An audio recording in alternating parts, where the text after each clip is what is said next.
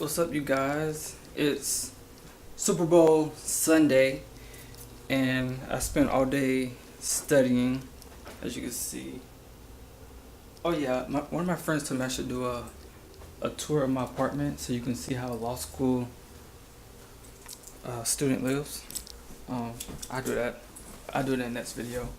But right now, I'm headed to a Super Bowl party. One of my classmates is hosting a Super Bowl party. A well-needed break, because when you spend all day studying and reading, you're gonna want a break. So that would be my break. Go watch a football game because I love football. And don't judge me. I am going for the Panthers because of Cam Newton. I am a Cam Newton fan. However, I do live in Jacksonville, and I was born and raised in Jacksonville, so I am a Jacksonville Jaguars fan. And I know when I say that to a lot of people, they cringe their teeth like, yeah. But it's cool. It's cool, you know. It's cool. Jacksonville Jaguar fan. We're gonna make it one day. I have faith in my team. We're gonna make it one day. So I'm just waiting on my Uber. Yo, this is stressful. I gotta catch Uber like everywhere I go. Either I catch Uber or I ride this beauty right here, my bike, because my car blew a head gasket. So and it's $1,100 it fits. I mean, I don't have no choice but to get it fixed because I need my car, but I mean, it is what it is. So, I don't know. So, I'll hit y'all later when I get to the party. Peace. Hey, hey, yeah, yeah. Got a dollar in a dream. Yeah, I got a dollar in a dream. Real niggas on my team. And just for you guys to see, outfit of the day: boots, Levi jeans, a Coca-Cola shirt, and a jean vest. Oh, phone ringing. I must be the Uber. Alright, see y'all later. What's up, y'all? I think y'all can see me in that light. Yeah. I was sitting here doing some research for my assignment 2 paper. It's due next week, but this week we have to have a conference with our professor about it. So I had to go into her office Wednesday with a draft of our memo, and we're doing a research on underage drinking and if the parents are liable for injuries or something that happened at a party that, well, I'll just go ahead and tell y'all. Okay, so the scenario is a child had a house party and it was underage drinking involved, and most of the liquor or the alcohol was retrieved from the home which was harbored by the parents. And she threw a party. She used the parents' alcohol. The parents did not know about the party, and during the party, the students or the kids and the child and her friends went next door to their neighbor's house and cut down a tree, and the tree was very sentimental to the family. So the next door neighbor is suing them for recovery, or I think it's suing them. They're suing them for recovery for the tree. They want them to pay for the tree, basically.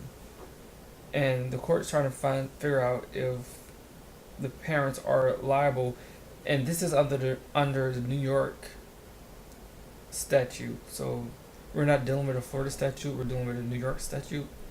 So we're trying to figure out if the parents are liable, which isn't looking too good for the neighbors, because from what I'm reading, if the parents have no knowledge of the party and no knowledge that their child was consuming alcohol, then it's most likely that they won't be liable for it and they won't have to pay under that statute. Now it could be another statute that they can find them liable, but under the particular statute that we're doing, they most likely would not be liable. And I'm not saying that they won't have to pay anything for the tree. I'm just saying under that statute they most likely won't. And if you know what I'm saying, most likely, because you never say yes or no in law school.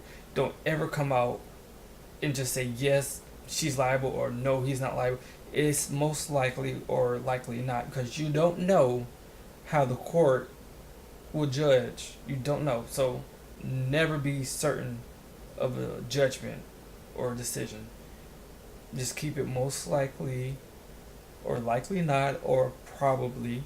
And then the answer that can answer any law school question is it depends. That down pat, you good. I'm not saying you good, but it depends on a lot of stuff, because you never know how the court is gonna come out. So yeah, that's what I'm doing now. I'm gonna have to do a chart. I have to find 6 cases to reference, because I think it's an 8-page paper. But I know how I write, and if I use 6 cases, it's gonna be more than 8 pages. But the thing is, I cannot go over 8 pages. So everything I want to say probably would not be in the paper, because I can't go over 8 pages. If I go over 8 pages, my score will go down. I'll get my points deducted. So I have to stay within that 8-page range. And that's gonna be hard. And I know that sounds crazy saying that, because in undergrad, if a teacher told me you can only write up to 8 pages, they probably wouldn't get they get 7.5 pages or 7 pages. She said if you can't write over 8 pages, I write probably 7 pages and keep it at that. But it's not undergrad. And then in undergrad too, I would have double space, and in this assignment it's all single space, can't double space. So maybe I will get more into it. Now if it was double space, yeah, I wouldn't be able to do 8 pages, but single space I think I would be. That's a lot of writing. So that's what I'm up to. So I'm gonna go ahead and get started on that, and then I have to read for property tomorrow. I realize every time I'm doing a video, I'm reading for property, and property is like, you have to work with property. You get in law school, you're gonna have to work with property, because if you don't practice property, then you just get frustrated. You just can't read property and go to class and talk about it and then understand it. I mean, you could, but if you don't practice it, then you're gonna I don't want to say you're gonna confuse yourself. You're gonna, what's the word I'm looking for? I don't know the word I'm looking for right now. But you're gonna do something to yourself. You're gonna do something to yourself, yeah. I don't know the word I'm looking for, but I'm gonna find it.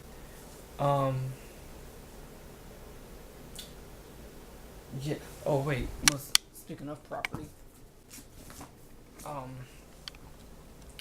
when you get to law school, and if your teacher don't assign you this book,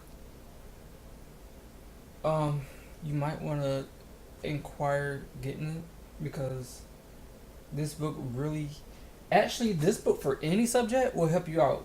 It's understanding property law, but they have an understanding torts. They have an understanding criminal law, and they probably have all the subjects. But this book will help you in property. It breaks it down really good.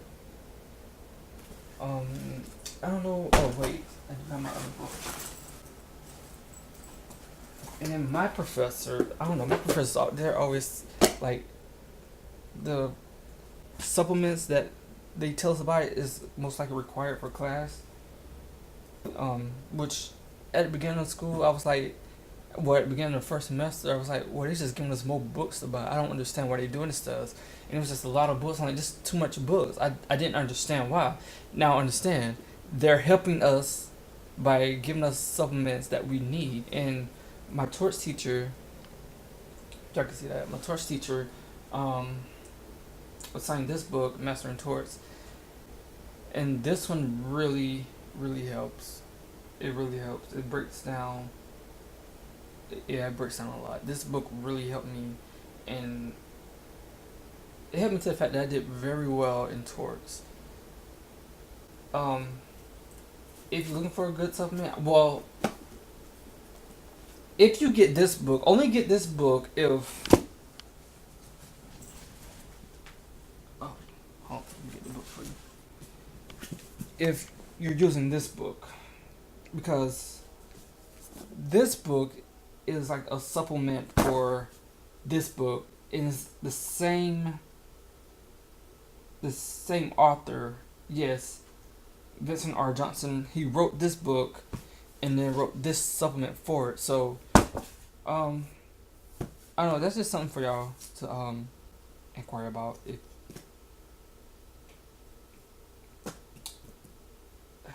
I don't feel like it, I'm gonna get up. I'm gonna show y'all. I ain't gonna be lazy. I'm gonna show y'all because I want to help y'all succeed in law school. Y'all probably can't see me right now, but you're gonna see me in a minute. But the multi-state, y'all. All right, now this book. This is the old version, but if you want the new version, I think it's purple or blue or something like that. These books cost $250 minimum. I got this one. I got this one for a good price on Amazon. I got it for a good price, and I almost think that the person that was selling this book probably didn't know how valuable this book was because it was super cheap. And I saw it and I quickly snatched it up. But this book has practice questions in it, and if you do, what helped me do good my first semester was doing practice questions out of that book, and every subject is in this book. And my torts professor, he told us if you do practice questions, do them, and then the ones you get right, go back, look at them, read them over, and then go through each answer and sit there and learn why that answer is wrong and learn why the answer is right. And if you do that, then you'll understand it better, which is true. I just thought he was just giving us more work to do, which in law school you have little time to do anything. Like every second count in law school. Like sitting there for. Oh, that reminds me. I have to set an appointment to go. I have to go set an appointment for my final review tomorrow, and we have to sit in there an hour and go through the questions that we got wrong, and find out why we got it wrong and why the right answer is the right answer. Anyway, yeah, get this book and do practice questions. Do at least, I would say at least 50 questions a week for each subject, and that's really time consuming because if you think about it, well, if you do 60 questions, then that is most likely going to be 120 minutes because you're going to end up doing 2 minutes a question. So, I mean, if you're starting out, probably do 30 because that's an hour. 2 minutes per question. Just, do 30 because every second counts. And you might hear me say that a lot on these vlogs because every second counts. So yeah, Alright, that's my little tip for today to help y'all. So let me get started on my work and Hey, yeah. I got $1 in a dream. Yeah, I got $1